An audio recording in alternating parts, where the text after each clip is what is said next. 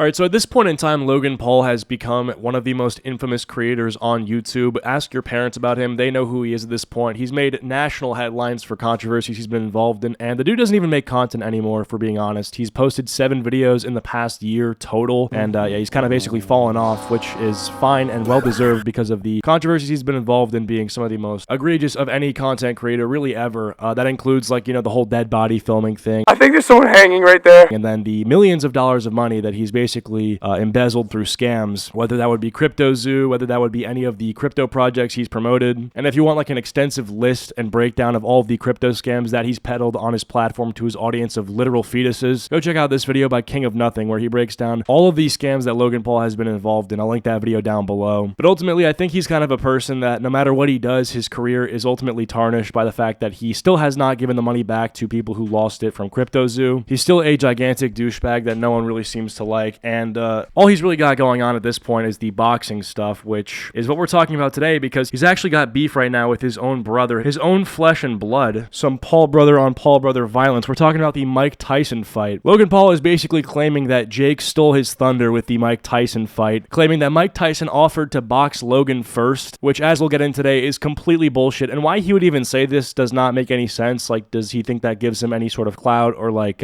makes him look cool? Like, wow, congrats, dude. Mike Tyson wants to beat your ass. Here's your medal. It's a gold medal made of chocolate, all right? So what actually happened was Logan Paul was on this podcast with KSI, and he basically claimed that Mike Tyson offered to fight him first, and he said no to the fight, which, if that is true, why would Logan turn that down? Like, that doesn't make any sense. Like, Mike Tyson obviously has way more props and clout in the world of fighting. He's a legend. He has accolades that Logan Paul does not have and would probably get if he were to knock out Mike Tyson. So why why say no to that? Like, what? You're washed up. Like, take what you can get. I said no to fighting Mike Tyson. I'd say no.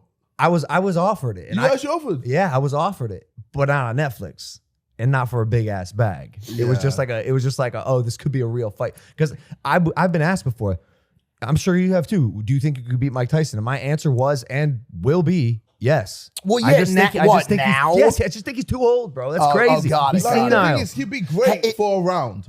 Maybe. Anyway, so this turned out to not be true at all. He did not turn down shit because nothing was offered to him. Turns out that Jake Paul was the first person who you can even say was offered a fight with Mike Tyson, but he wasn't even offered the fight. He approached Mike Tyson and said, hey, I have this idea. We can do this fight on Netflix, and Mike Tyson agreed. So it doesn't even make sense why Logan Paul would say this in the first place. Like, who are you trying to impress? And it's so funny, too, because how would he not expect his own brother to fact check him on that? Like, he obviously knows the fucking inner workings of the boxing world at this point. Like, you guys both are in this same, I guess, side hustle. I don't even know if that's like their main thing. And like, he obviously knows Mike Tyson at this point, so like, he's gonna fact check that. Now, why I think Logan Paul actually lied about this is because he is a terminal grifter. Literally anything that seems to be popular or whenever there's hype around anything, Logan Paul wants to attach his name to it. Whether that would be his racial grifting in 2020, where he was apparently the anti-racist overlord for about 3 months or something after George Floyd died. Logan Paul was going to end racism, all right? You don't understand. He was the next Malcolm X, okay? He was gonna be the next fucking martyr. It's 2020,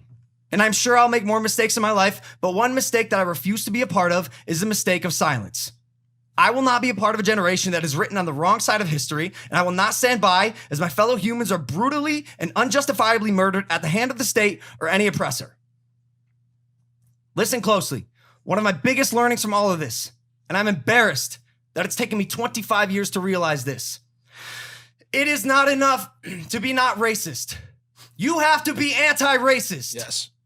Condemn those who feign superiority because of the color of their skin. Friends, hold friends accountable. Hold your family accountable. Hold yourself accountable. And most importantly, we must hold our authorities accountable. Police officers, politicians, policymakers. As Killer Mike said, bully the politicians at the voting booth. Make your voice heard. Attend a protest. Speak up against injustice. If you're white, if you look like me, use your privilege.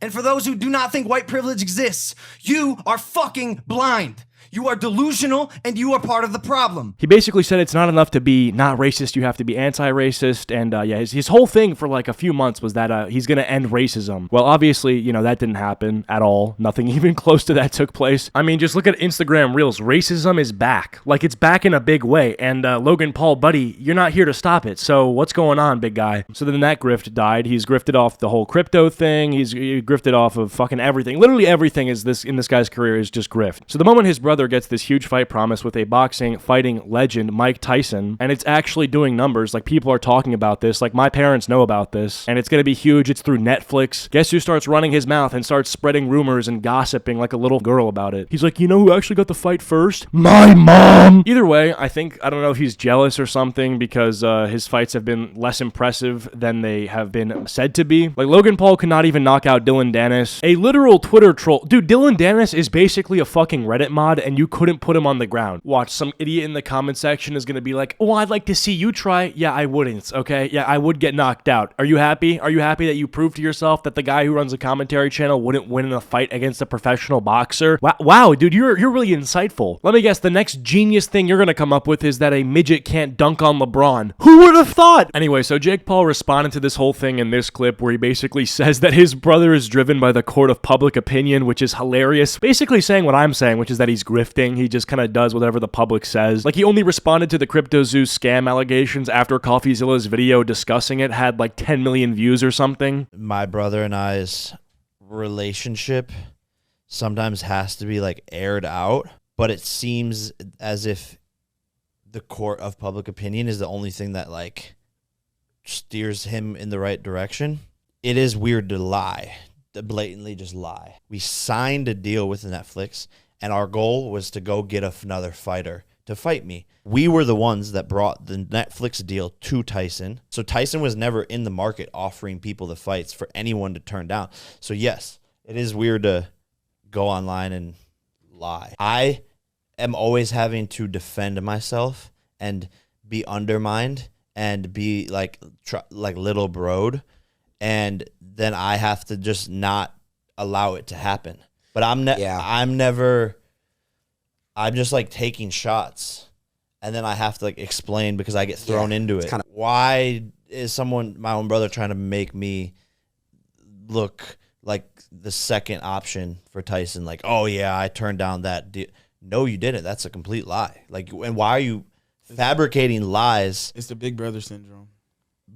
Man. And then it's always, Now, I don't really feel bad for Jake Paul. I mean, the dude doesn't have a clean track record either. You know, he's been involved in some scams as well. But ultimately, like in this situation, when Logan Paul's cringe grifting behavior has gotten so bad and so potent to the point where even his own brother is calling him out on it, you know that you're in the wrong. Anyway, in terms of this actual fight between Jake Paul and Mike Tyson, I have no idea who's gonna win. Obviously, you have some people saying Mike Tyson obviously will win. He solos. But then you have other people saying that Jake Paul has earned his respect as a fighter and stands a chance, and he might even take it home. I mean, I've seen videos of Mike Tyson training, and you know, for everyone who's saying, oh, he's old, he's washed up, I don't know, man. He seems pretty good. He seems pretty on his feet. He's striking hard. Hey, I would not be surprised if he took the dub. But yeah, tell me what you guys think about this down in the comments below. And if you've enjoyed this video, be sure to leave a like and subscribe if you're at all new to the channel. Follow my social medias. Links are all down below. I'll see you guys later. Peace.